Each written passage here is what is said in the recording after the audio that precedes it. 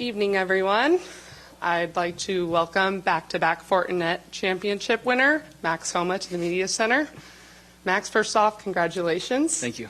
And just would like to start off with some opening comments about dramatic finish here in the weather and a final hole out to win. Yeah, that was crazy. I still don't really know what happened.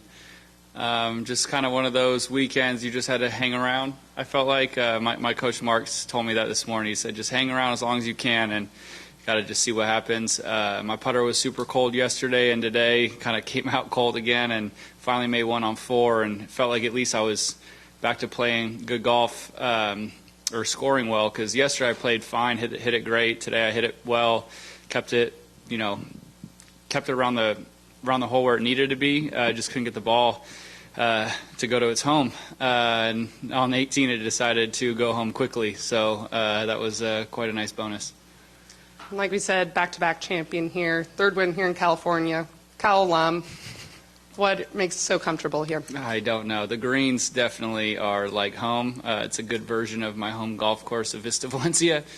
Yeah, just something about the grass, something about the people, something about the air. I love California. Always have, always will. It's wild to think I've had this much success in my home state. It truly makes me very, very proud and happy about that, because I've always loved playing golf here. I've loved the support I've gotten. The getting to have my friends and family out here is wild. So to be able to capitalize on that and get a few wins is crazy. And last one for me before we open up to the media, but wife Lacey is here again as she was last year. Were there any encouraging words she gave last night? Yeah, wife's here. She looks a little different. She's almost 8 months pregnant. She normally actually gives me 3 things to focus on, but she did not this morning. But she's got a lot more going on. But yeah, that's been cool. The whole process of the female body is wild. I think playing golf in the rain can be tricky, and she's over there putting her legs up in the air last night, as she was saying, so she didn't get cankles. She trucking around this golf course. I don't know how she does it. So it's been really cool to have her here. The last 2 times up here in Napa.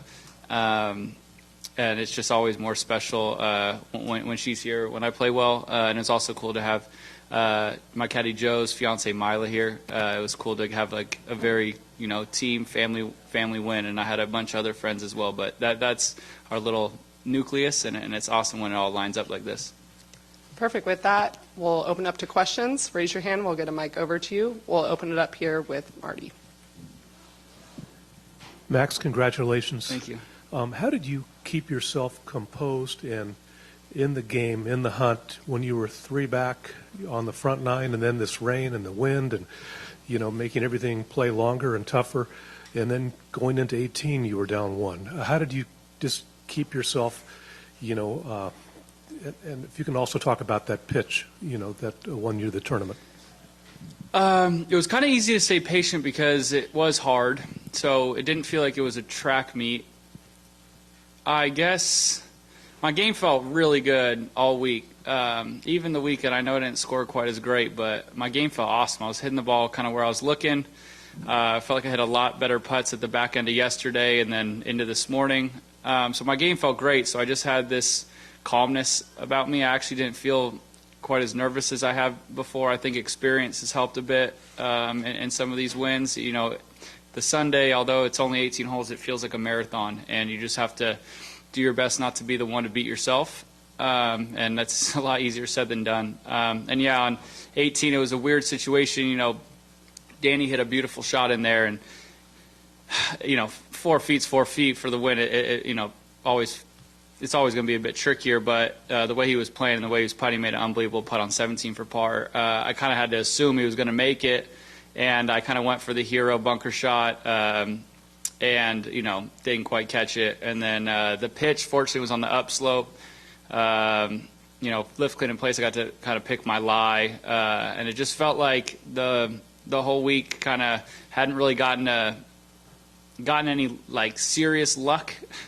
And I clipped the pitch really good, but it was dead. I mean, it was as short side as you could be. You couldn't really stop it, and I spun it, And once it hit the pin, it almost like spun straight into the ground. So it was just one of those things. Golf's a weird game. Some crazy stuff happens on the last hole, it seems like, and that was very crazy. And we'll go in the back with Cameron Morfitt. Congrats, Max. You've now won 3 times in the last 12 months, basically, a little longer. 5th in the FedEx Cup, made your first President's Cup team. Does this all sound a little bit like a dream? I mean, it's all starting to really pile up in a good way. Yeah, a little bit like a dream. And then oddly enough, a little bit like this is where I'm supposed to be. I work very hard. I work very, very hard. I give pretty much everything I've got into being as good as I can at this game. So I guess at times, like this week, I came in here and it was weird to be I was like the betting favorite. My buddy DJ sent me that and he said, "What a world." And oddly, it felt okay. It didn't feel like too much pressure, and I try to look at things, and there's always 2 ways to look at something, and a negative and a positive. And I went in here thinking, I think old me maybe would have looked at this as almost a burden, and expectation can be difficult to manage. And I looked at it as this is really cool to be playing golf where, and as far as gambling goes, I should win or have the best chance to win. And I kind of started to believe that about myself. But I've been playing some really good golf for a couple of years, and it's just the things I'm learning about closing golf tournaments and being in contention are growing fast, and the golf game is getting solid, and staying solid. So I just feel like I feel a lot more comfort as I step onto the first tee on a Thursday, and it doesn't seem to change too much going into the weekend. And then did you feel that you and Justin were sort of losing sight a little bit of Danny until the 9th hole? And how important was that in order to sort of stick in his back pocket for the back 9? I really didn't think about it like that. I mean, after I bogeyed 2, I wanted to stay within 2 at least by 9. After 9, 1 would have been great. I tried not to ever put too much pressure on myself to make something happen. I've always played the back 9 well here.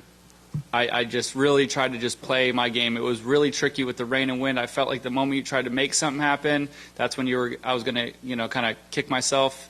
And I did not. I didn't feel like I took anything on. I felt like we just played super patient, trusted the game. It was obviously a gift that he 3-putt 9, but it was so difficult. I mean, it was bound to happen for any of us. It was so windy, and the rain was on and off, and when it would rain, it was quite a bit. There was stuff getting blown onto the greens. It was just very awkward. So I don't know. I never felt like we were too far out of it if we could just keep playing. And fortunately, birdied 9, 10, 11, and at least felt like I got myself in there. And I kind of said it last year. Last year, Leishman posted, and Mav and I were playing, and I wanted to get past Leash so it could feel like it was like a 2-horse race. And once it did become a 2-horse race, I felt more comfortable, because sometimes I can do a bad job of looking around and what's Justin going to do and what's Danny going to do, and I could just kind of play my game and know that we were kind of heads up on that 12th hole. I felt much more kind of at ease with what was going on, and like I said, I just never really felt like I got ahead of myself. And we'll go back over to the left here, Janie. Hi, Max. Janie McCauley from Associated Press. Thanks for shouting out the moms.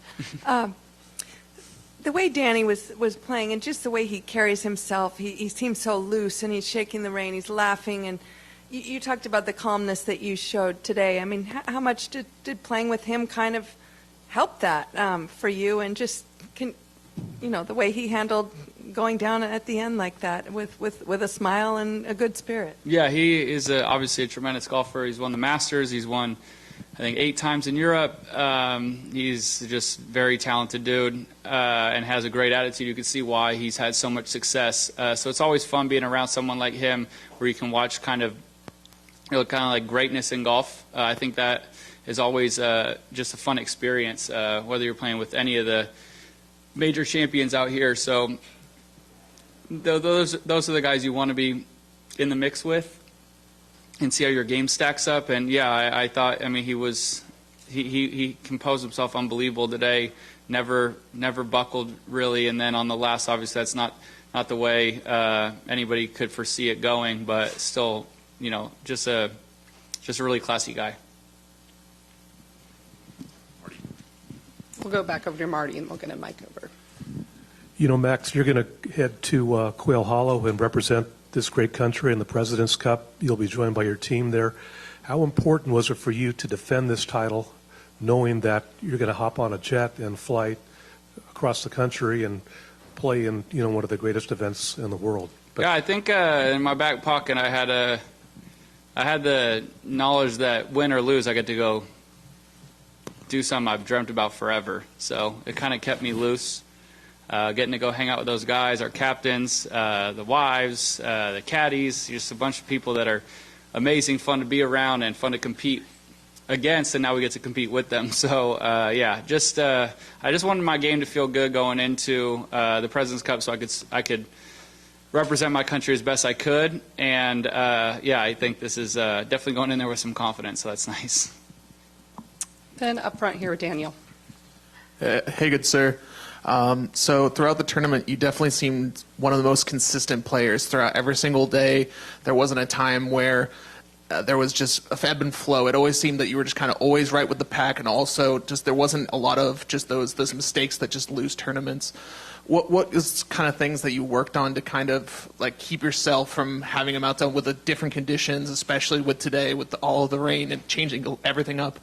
How'd you kind of keep that composure going throughout the tournament?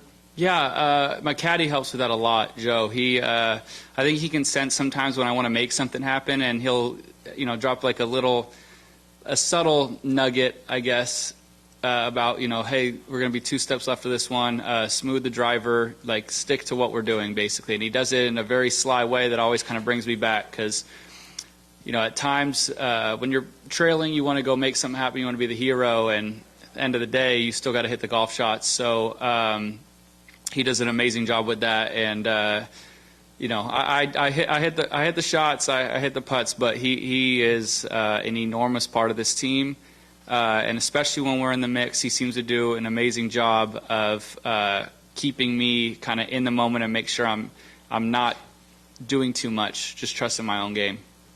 And last thing for me is on the 14th hole, Danny hits that behind the tree shot into his own putt, the large putt, to kind of take the advantage there. What were your kind of going down that last couple holes, knowing that you have to chase him, and then he has those couple good shots on 18, and you know, what was the mentality going through right there? Oddly, it wasn't. I never felt bad about it. He hit an incredible shot on 14 and then holed a great putt. But I was just so proud of what I was doing. The chip I hit on 14 I thought should have gone in.